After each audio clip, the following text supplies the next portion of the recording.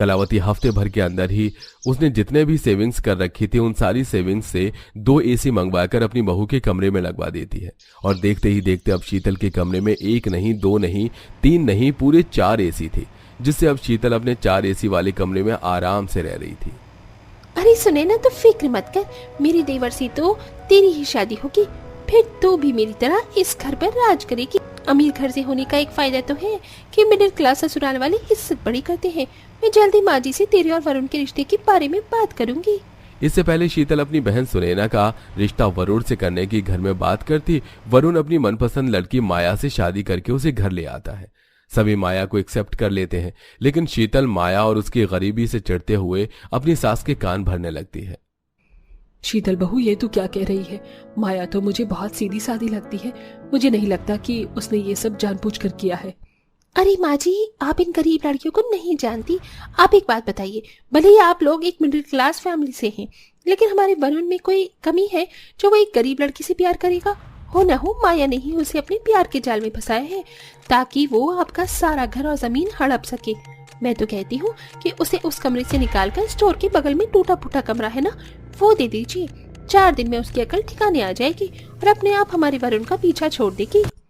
बहू, तू कह तो बिल्कुल ठीक रही है, ऐसा ही करूंगी मैं। अच्छा हुआ तूने मुझे वक्त रहते सब कुछ बता दिया। अब मैं भी देखती हूँ कि कब तक मेरी गरीब देवरानी इस घर में टिकी रहेगी। कलावती माया को उसके कमरे से निकालकर घर में बने एक छोटे टूटे फूटे कमरे में शिफ्ट कर देती है। उस कमरे का पंखा भी बाबा आदम के जमाने का था, जिसमें से हवा ना के बराबर और आवाज भर भर के आती थी।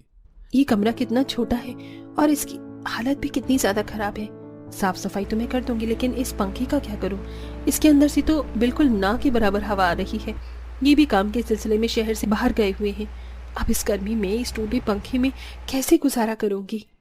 जहां एक तरफ अमीर जेठानी अपने 4 एसी वाले कमरे में आराम से गर्मी के मौसम को एंजॉय कर रही थी, तो वहीं बेचारी माया अपने टूटे पंखे वाले कमरे में गर्मी से हाल से बेहाल हो रही थी। शीतल, 2 एसी तो कम से कम बंद कर दो। ऐसा लग रहा है अपने कमरे में नहीं बल्कि 4 बर्फ की पहाड़ियों के बीच में सो रहा हूँ। 2 कंबल ओढ़ भी लिए हैं, लेकिन फिर भी ठंड कम नहीं हो रही है। इतनी ज्यादा ठंड लग रही है तो बाहर हॉल में जाकर सो जाओ। मुझे 4 एसी में सोने की आदत है, तो मैं 4 एसी में ही सोऊंगी, समझी तुम? गर्मी तो गर्मी, इन मच्छरों ने भी नाक में दम करके रख दिया है। 2 अगरबत्ती जल चुकी है, लेकिन मच्छर है कि जाने का नाम ही नहीं ले रहे। पंखा कितना धीरे धीरे चलता है। इन्होंने मुझे जाने से पहले जो पैसे दिए थे उससे इस पंखे की मरम्मत करवा लेती हूँ। जब ये आएंगे तो कमरे में एक नया कूलर लगवा दूंगी। माया बाहर से पंखा ठीक करने वाले को बुलाती है और जैसे ये बात शीतल को